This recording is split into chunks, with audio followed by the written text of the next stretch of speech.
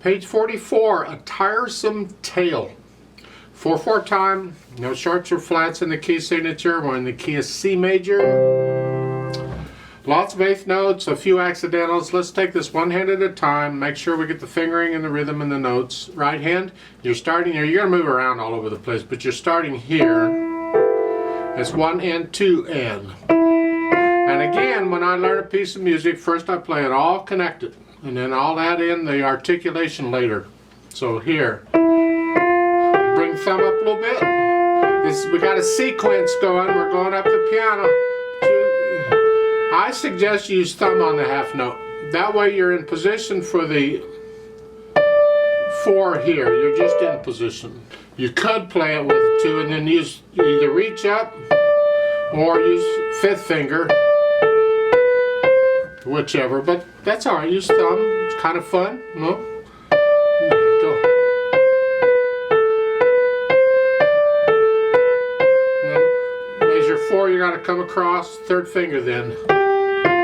They give you a natural sign, and that's just being polite. They don't need a natural sign there. It's an F natural anyway. But you have an F sharp in the other staff. They just want to be clear. That F sharp in the other staff doesn't apply to the top staff. An accidental can only apply to the staff it's in. Each staff has to be independent. It doesn't matter that you're playing them at the same time. The notation in them needs to be independent, for the most part.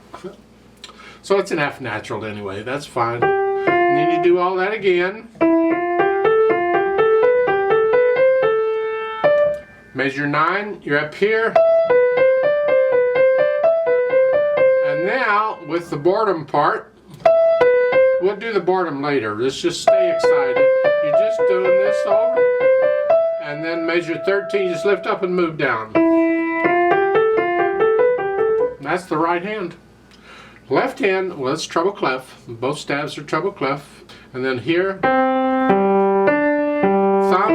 And then for the 3rd measure, just cross over. 2nd finger they want. Rest. During the rest, come back down. Do it again. This fun. I'm just transferring away from finger to finger here. Do it again. Now, measure 8. You gotta cut, the thumb's gonna play the F natural. And you can do a 2-1 if you want, or if your hand's big enough, a 3-2. And they put a natural sign there. They don't need it because the F sharp in the previous measure is only good for that measure. It's an F natural anyway. However, it's probably a good idea to do it. That way you don't think, well, is it a mistake? Should it have been an F sharp? Because sometimes the publishers make mistakes in the music. So it doesn't hurt having the natural there. It makes it clear, and that's what's important. I say that because if you're into arranging your own music or whatever, be clear. If there's any question that they may misinterpret what you're, be clear. Measure 9, you had to measure 8 here, and then we're just going to lift up and move. Here, G sharp.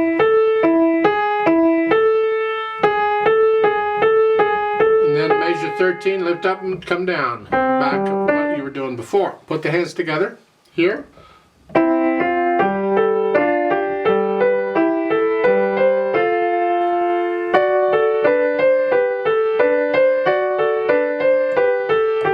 You got to get off of the G because the right hand needs that note. So you're going to have to cut that G in the left hand a little bit short, that measure. Because you got to connect this.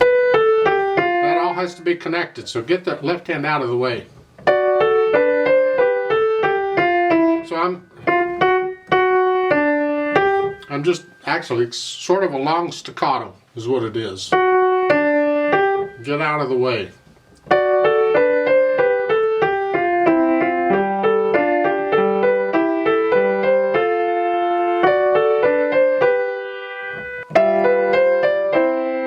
We can get the hands working together, okay? Add the articulation. The accents and the slurs we're going to lift up.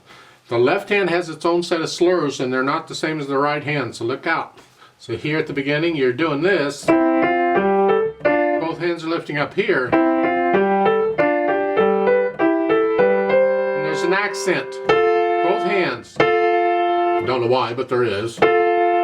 And on these, don't make the last note of that slur real short. You're just lifting up, just like taking a breath. So you have to be a little short, but not real. Don't go.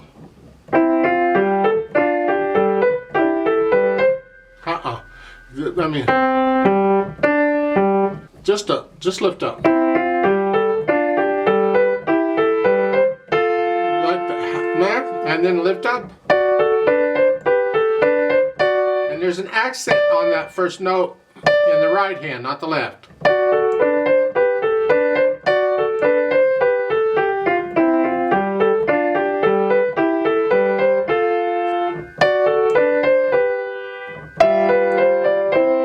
Measure 9 again. Now we have accents here, starting with measure 11, both hands. And again, measure 13, both hands. It's important. These accents are important. They're part of how the mood of the piece or the way it's coming across, and that we need these accents where at the beginning we didn't have them, and this is a contrast to that, and it's important. So don't accent it at the beginning unless it says to, but make sure you put them in it here at the end. So forth. Then we add the dynamics. It's mostly the right hand, but you can sort of keep both hands the same here. It works out. So sort of loud, and we're going to crescendo up to loud for the third measure, but don't get loud to the third measure. So it's like here, the whole first measure I'm going to stay moderately loud. Now what you can do, because in the second measure that half note is an accented, that can be loud. Your loud can actually be there. So each one of these, I'm going to make each one a little louder. Here, a little louder, a little louder. Now, that's loud. So plan it out that way. Now you're loud. These accented notes then are going to be very loud, and it's only the right hand. Then you come back down to moderately loud, not soft, moderately loud. Then you can do that again, a little louder. There's no accent here because we're not getting loud until the last measure here. Now, and you come back down,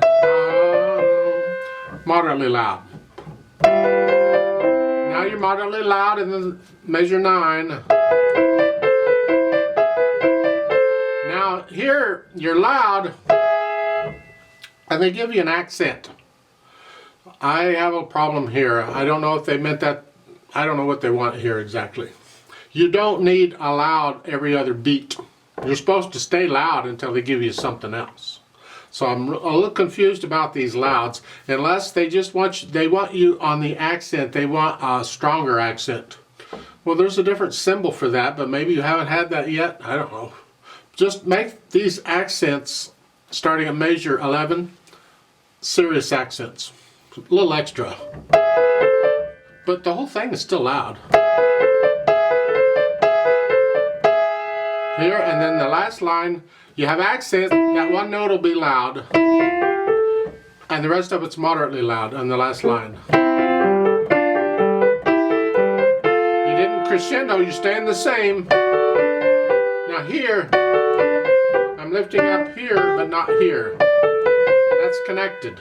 Now you're loud. You come down a little bit to moderately loud. Here, but that note, that accent note, that's very loud. In the right hand. That's my impression of it. Moderato's somewhere in the middle. Yep, it has to be accurate. All these eighth notes need to be even and controlled. So what is moderate to you? To me, it depends on how much coffee I've had and what time of day it is and whatever. It'll be different. So.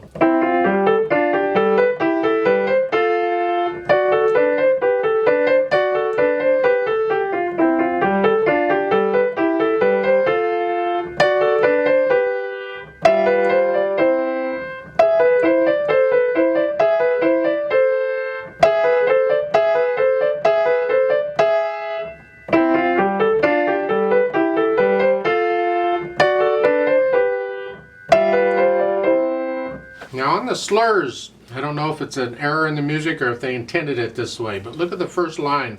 The second measure, you're here. You lift up there. You go down one line to measure 6. It's the same notes, but they're all slurred together. Of course, it doesn't have an accent there either, so make sure that's different. Don't play both of those the same. Those are different. Then on measure 7 and 8 there, here, those are connected, but the left hand isn't. Now they're both connected. So watch out on these slurs. They may not be quite what you think they are.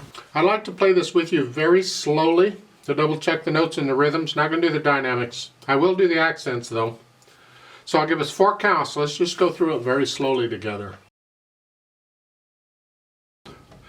1 and 2 and ready and go and 1.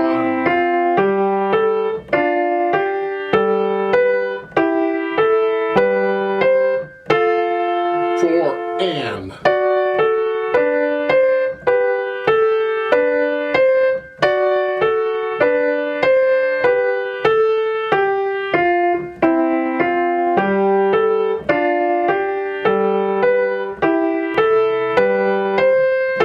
And 4 and. And 4 and. And 4 and.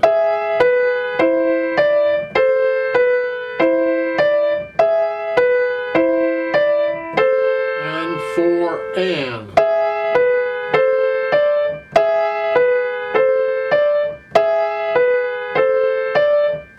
And 4 and.